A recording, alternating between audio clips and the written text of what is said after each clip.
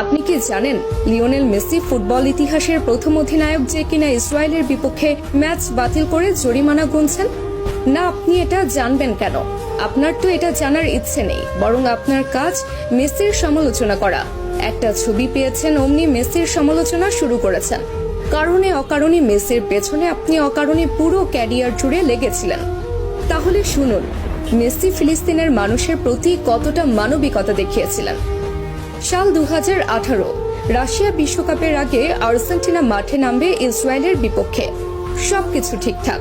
ঠিক সেই মুহূর্তে ফিলিস্তিনের তরফ থেকে জানানো হলো এই ম্যাচটা যেন আর্জেন্টিনা বাতিল করে। কিন্তু আর্জেন্টিনা ফুটবল অ্যাসোসিয়েশনের তরফ থেকে সেটা সম্ভব ছিল না, কেননা এই ম্যাচটা বাতিল করলে মোটা অঙ্কের জরিমানা গুনতে হতো AFA কে। আর অর্থনৈতিক দৈন্য দশায় ভোগা আর্জেন্টিনা ফুটবল অ্যাসোসিয়েশনের তরফ থেকে সেটা সম্ভব ছিল না। ঠিক সেই মুহূর্তে ফিলিস্তিনের মানুষ সরাসরি খোলা চিঠি ছুড়েন মেসির কাছে। আর্জেন্টাইন অধিনায়ককে অনুরোধ জানানো হয় ম্যাচটা যেন বাতিল করে, এবং মেসি তাদের অনুরোধে সাড়া দিয়ে ম্যাচ বাতিল করেন এবং নিজ পকেট থেকে জরিমানা পরিশোধ করেন আর্জেন্টাইন ক্যাপ্টেন। সঙ্গে সঙ্গে ইতিহাসের প্রথম ক্যাপ্টেন হিসেবে ম্যাচ বাতিল করে জরিমানার টাকা পরিশোধ করে অনন্য দৃষ্টান্ত রাখেন লিও। এবার বলুন, কোন মেসিকে নিয়ে সমালোচনা করেছেন? কতজন মানুষ এইভাবে নিজ পকেট থেকে জরিমানা গুনেছেন ফিলিস্তিনের জন্য, বলুন তো? এরপর যদি মেসির সমালোচনা করেন, দয়া করে আয়নায় মুখখানা দেখবেন। এবার আসি এই ছবির ঘটনায়। এই ছবি যেটা দেখছেন সেটা মেসি ছিলেন, কিন্তু মেসি তো সেখানে একা ছিলেন না, অথবা মেসির কোনো ব্যক্তিগত সফরও সেটা ছিল না, বরং সেটা ছিল ক্লাব বার্সেলোনার সফর।